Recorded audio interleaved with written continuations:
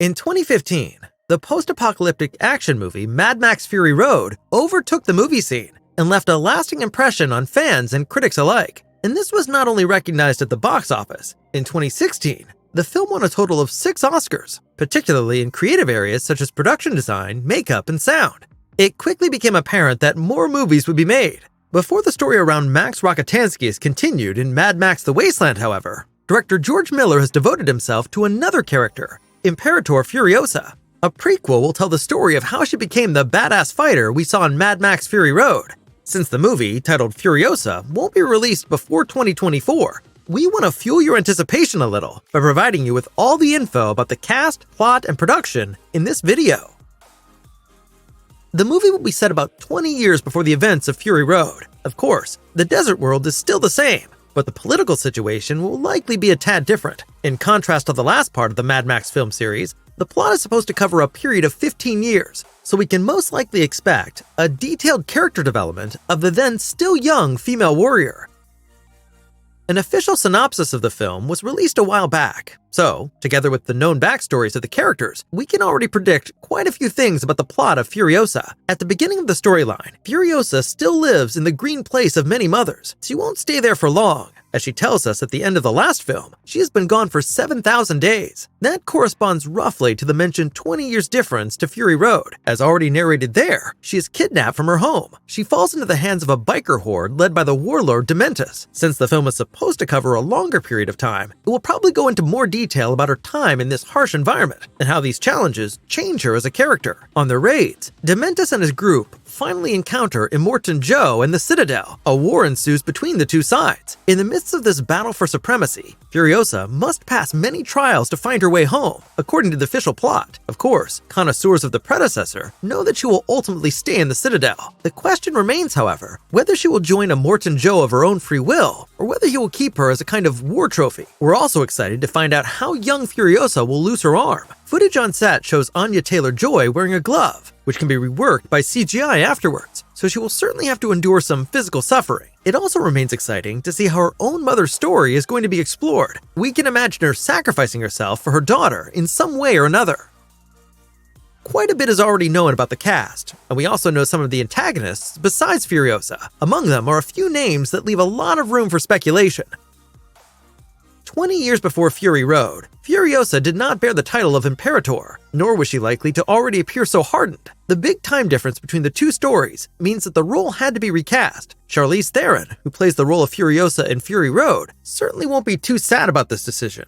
She repeatedly lamented the conditions on set and the working relationship with her acting colleague Tom Hardy after the last film. Even though they initially considered using computer animation in order to make the actress look younger, a good alternative for Theron was finally found. The young Furiosa is played by none other than Anya Taylor-Joy. After her role in the Netflix series The Queen's Gambit at the latest, she is regarded as a new star in Hollywood and was also more than impressive in her last productions, The Northman and The Menu. Let's turn our attention to Dementus. The warlord is the leader of a biker horde, and the one who kidnaps Furiosa from the green place of many mothers. The leader of the biker horde was originally meant to be played by Yahya Abdul-Mateen II. However, it is still not known why the actor was substituted shortly before filming began. Yet his supposed successor is no stranger either. The warlord in the new film will presumably be played by none other than Marvel star Chris Hemsworth, who can already be seen in photos from the set with a massive beard. We say presumably because there is still some conjecture about the role distribution. We'll get to that in a moment.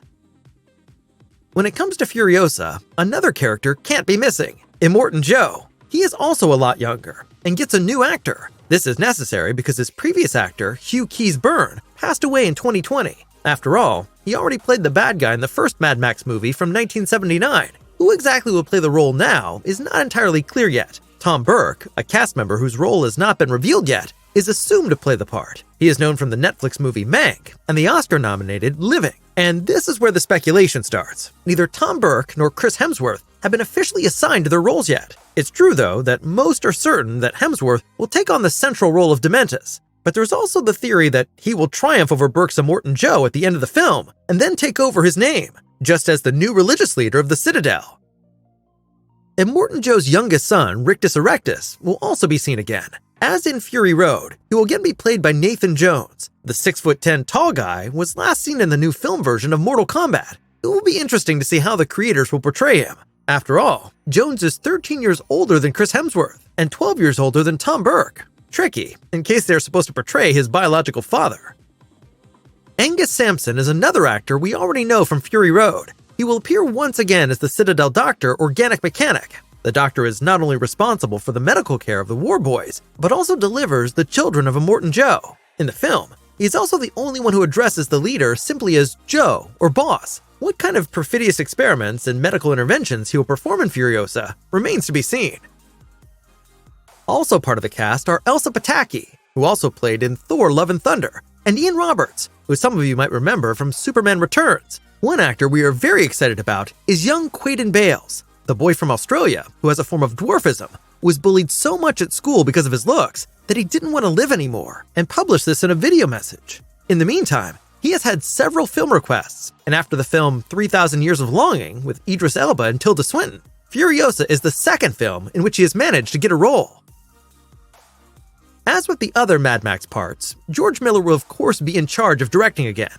The 78-year-old mastermind behind the scenes is indispensable in his position and is already planning the upcoming installments. Another reason for the prequel is co-writer Nico Lathoris, who already created a detailed background story for each main character in Fury Road. The script for Furiosa was therefore already written during the filming of the last movie. However, since there were disputes between Miller and Warner Brothers, further progress was put on hold for the time being. Also back are lots of vehicles. While there were 135 in the 2015 film, there are to be several more this time. It is clear that the Oscar for the Best Production Design is being aimed for again.